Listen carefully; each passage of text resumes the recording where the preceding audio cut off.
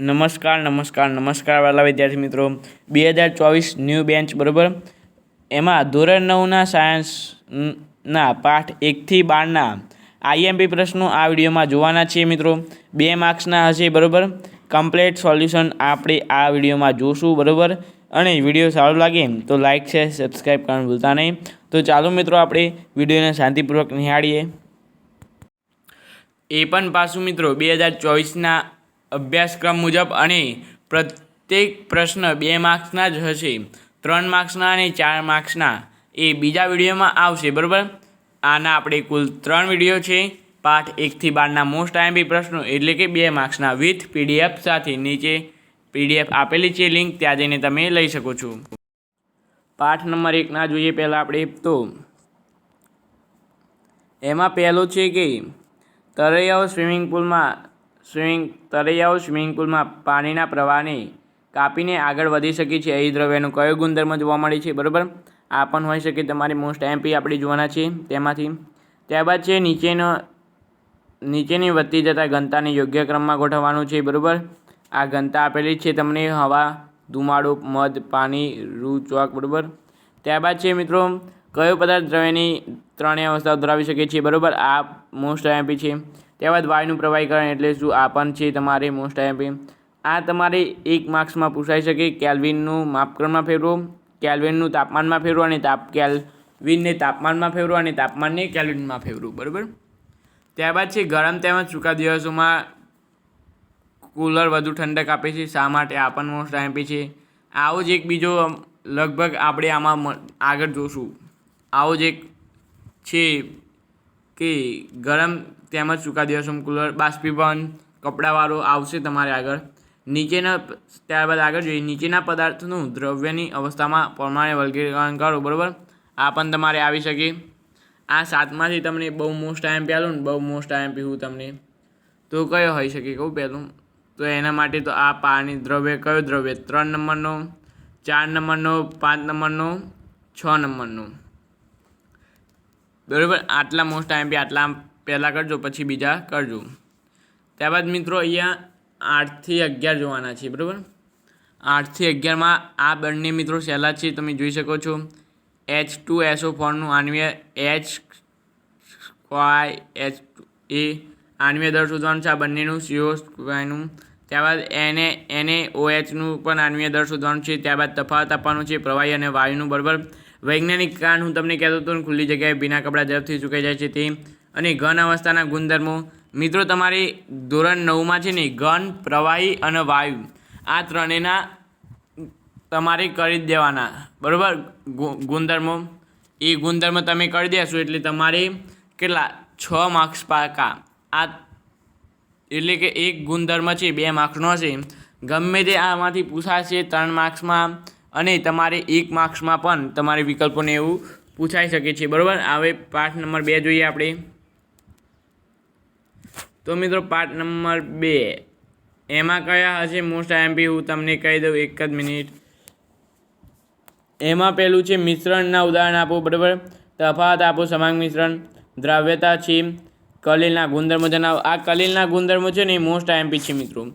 આ પાઠ 2 આખો કલિલના ગુણધર્મો જણાવો એટલે થઈ જશે આખું. તમે કલિલ ગુણધર્મો જણાવો એટલે.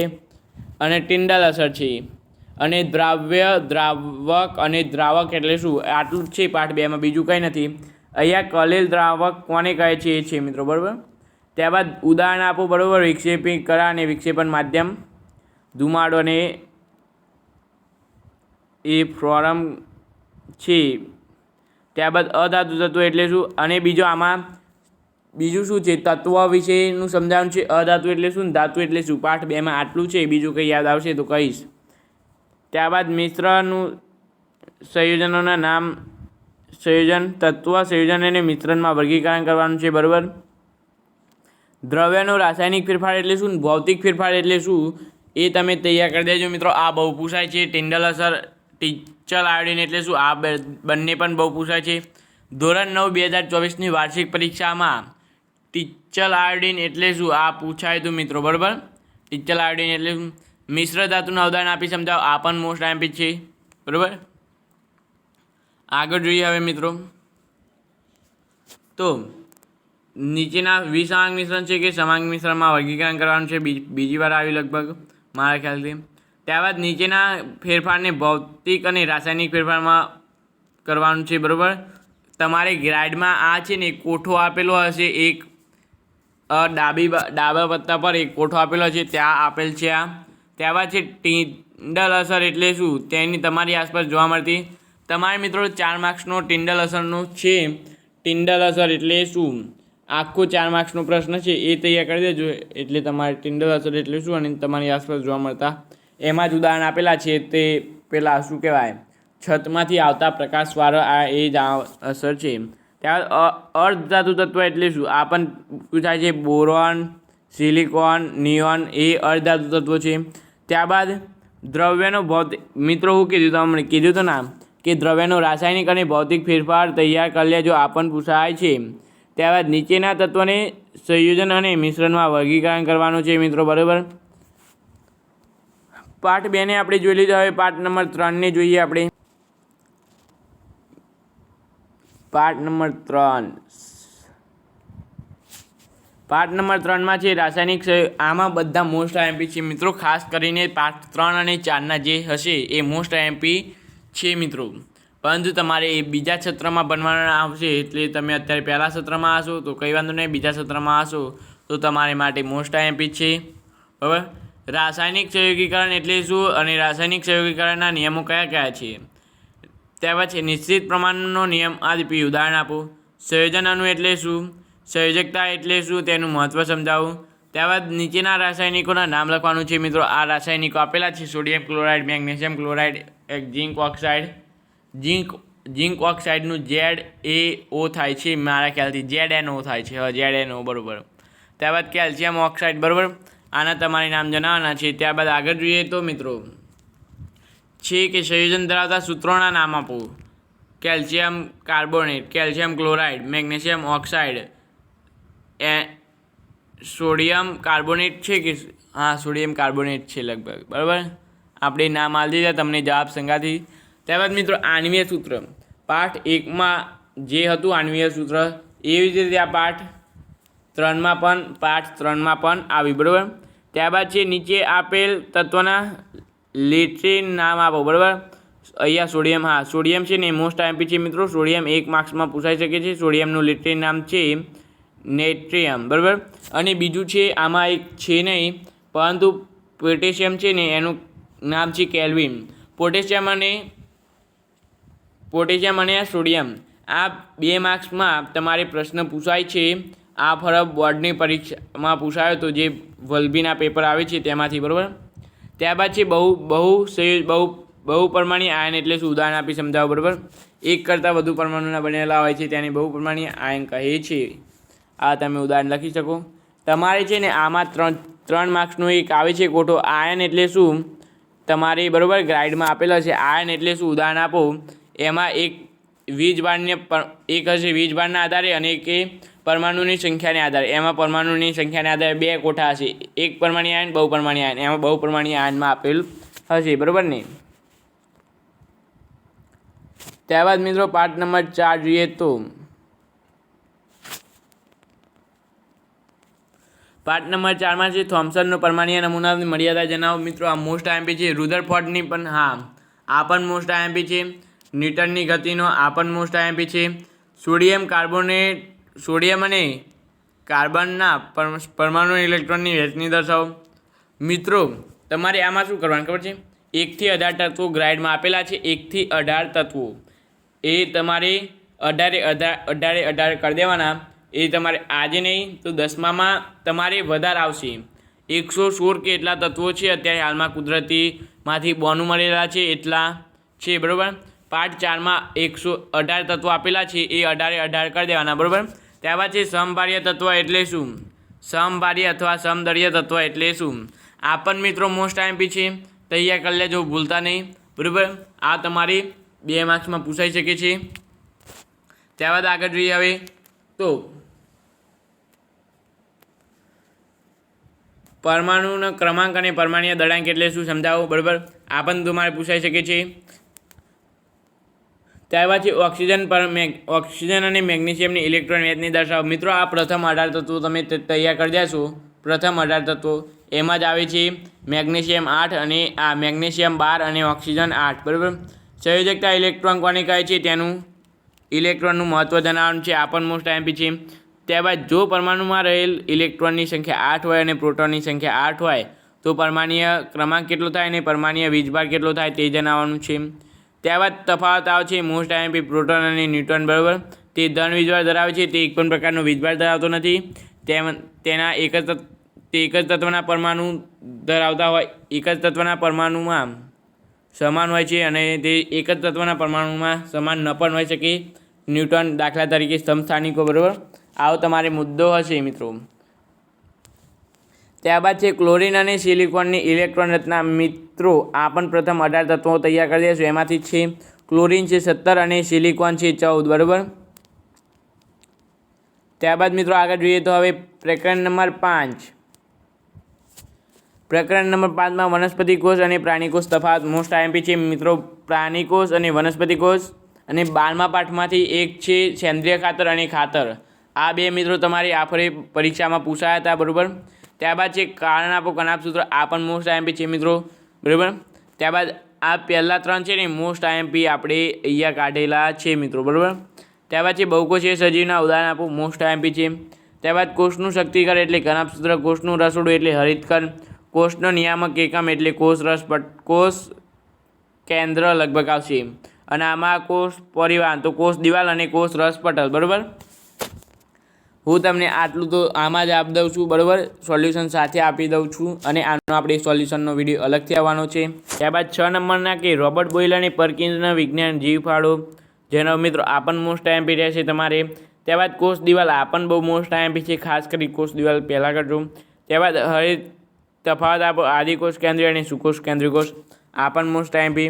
વનસ્પતિ કોષની નામ નિર્દેશનવાળી આકૃતિ, પ્રાણી કોષની નામ નિર્દેશનવાળી આકૃતિ.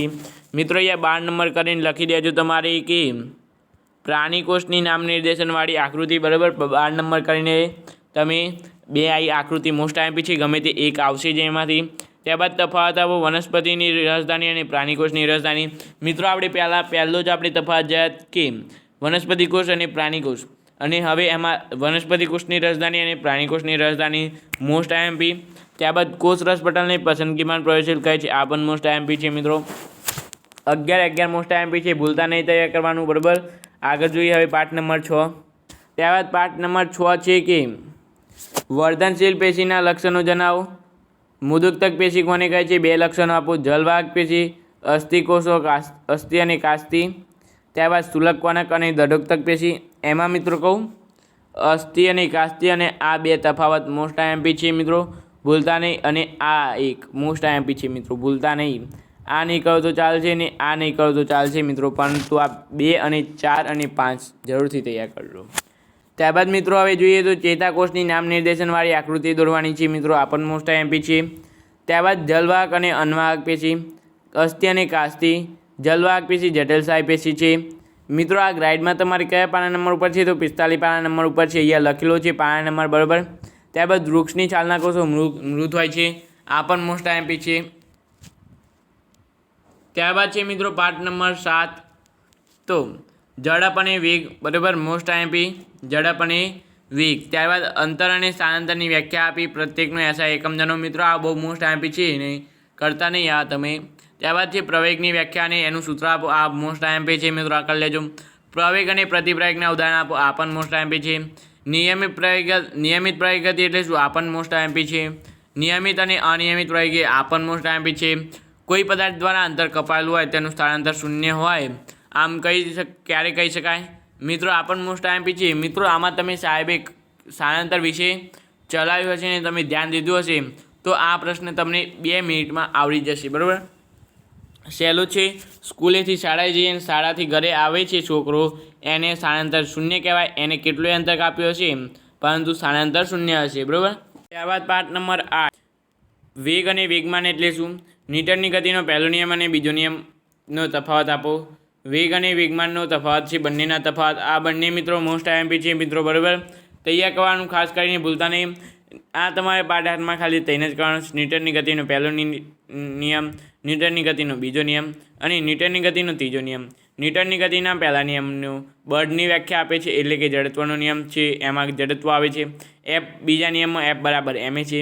અને ન્યૂટનની ગતિના ત્રીજા નિયમમાં ક્રિયાબળ અને પ્રતિક્રિયાબળ છે, નાવડીવાળો છે, પછી ગોળીવાળું છે ઉદાહરણ. બરાબર, આ તમે ન્યૂટનની ગતિના 3 નિયમ કરી દો તો તમને તફાવત આપોઆપ આવડી જશે.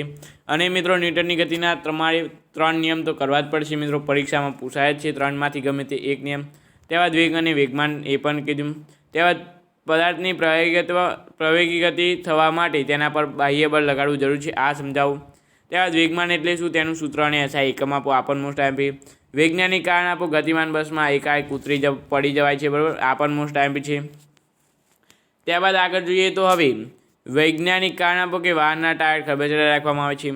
સંતુલિત બળ અને અસંતુલિત બળો વિશે માહિતી આપો. જડત્વના પ્રકાર કેટલા છે, કયા કયા, આ તો મોસ્ટ આઈએમપી છે મિત્રો. બરાબર, મોસ્ટ આઈએમપી જાહેર કરું છું.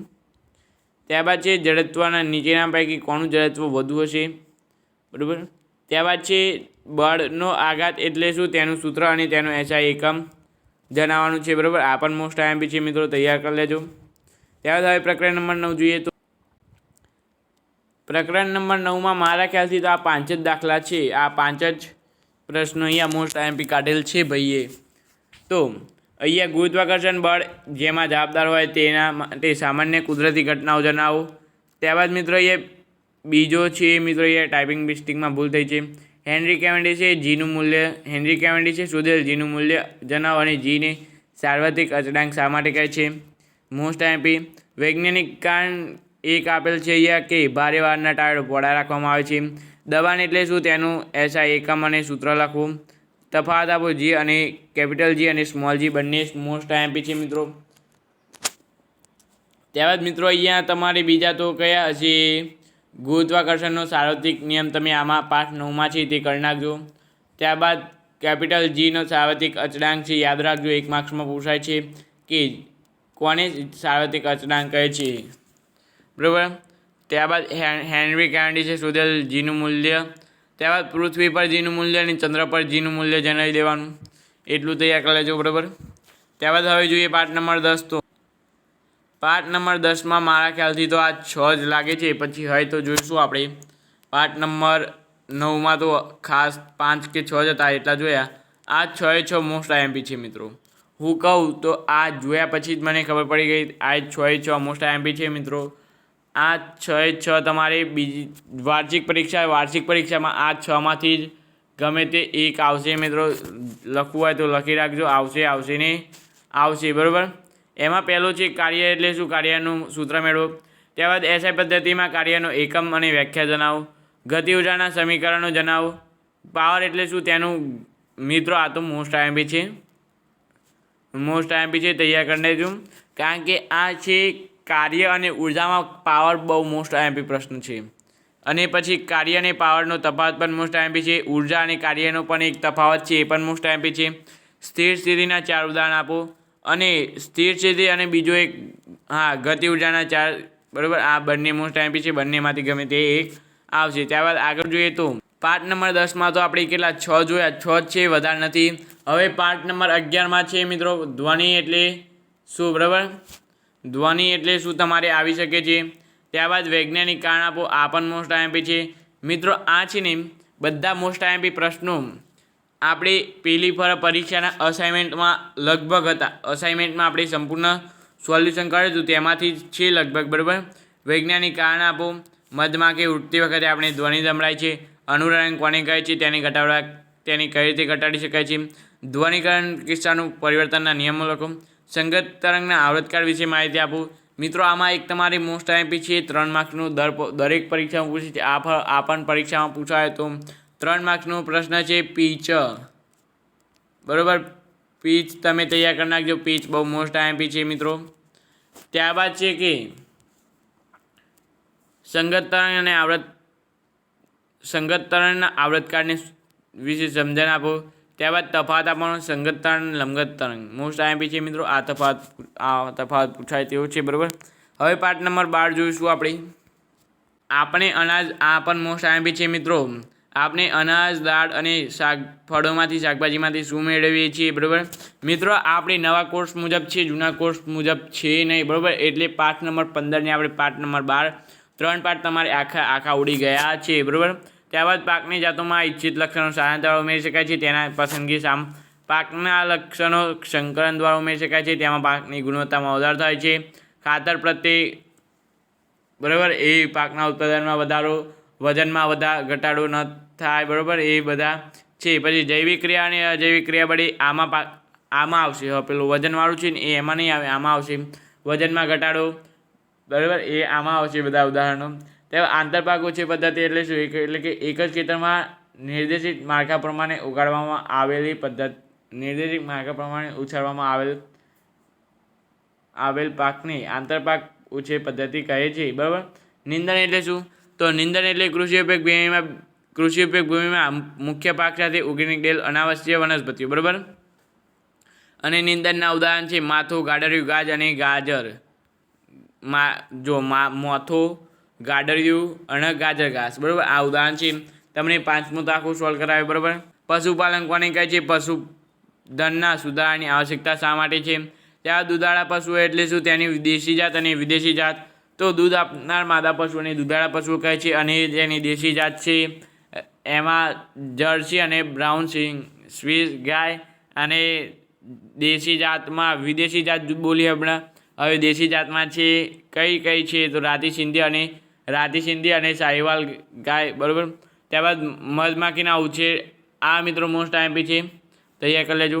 પશુપાલનથી શું લાભ થાય છે ખેડૂતોને? આ પણ મોસ્ટ આઈએમપી છે.